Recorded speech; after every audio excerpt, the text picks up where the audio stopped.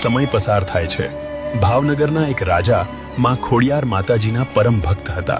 લોકો એમને આતાભાઈ કહીને ઓળખતા। આતાભાઈ ગળધરા આવી માતાજીને પ્રાર્થના કરે છે, હે માં, હવે મારી ઉંમર થઈ, એકવાર દર્શન આપો। હે ગોહિલરાજ, હું પ્રસન્ન છું, જે માંગવું હોય તે માંગ। હે માં, મારા રાજ ભાવનગર પધારો, જેથી હું રોજ સેવા કરી શકું। હું આવીશ, પણ શરત છે, તું આગળ ચાલ, હું પાછળ આવીશ, પણ જો તું પાછળ વળીને જોશે તો હું ત્યાં જ અટકી જઈશ।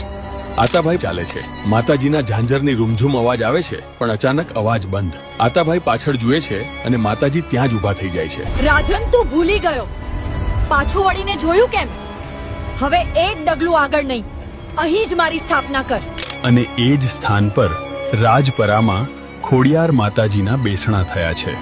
પછી માં ખોડિયારમાં સિકોતર અને પઠાપીરને પણ ગોહિલવાડમાં લાવે છે અને કહેવાય છે ગોદરેમાં ભગવતી સિકોતરના બેસણા થયા છે। ત્યાંથી ગુજરાતભરમાં સિકોતરના ડંકા વાગ્યા। વીરા વસાની સિકોતર, તખલી દેવી પૂજકની સિકોતર, ગંગવા કુવાની સિકોતર, મુડેઠાની સિકોતર, રતનબાની સિકોતર।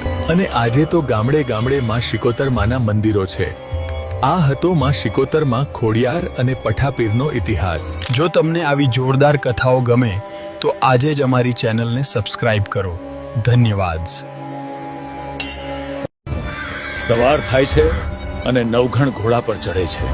ભાલો આકાશમાં ઊંચો કરે છે અને આકાશમાંથી કાળી દેવચકલી બની મોમળિયાની માં ખોડિયાર આવી ભાલા પર બેસે છે। યુદ્ધ શરૂ થાય છે। આડી હમીર સુમરાની ફોજ દરિયા જેવી છે અને હું તો માત્ર 13 તાંબાનું લશ્કર લઈને આવ્યો છું। હે નવઘણ, તને મારી શક્તિની ખબર નથી। તારી કેડે જે તલવાર છે એ જય માતાજી કહીને બહાર કાઢ।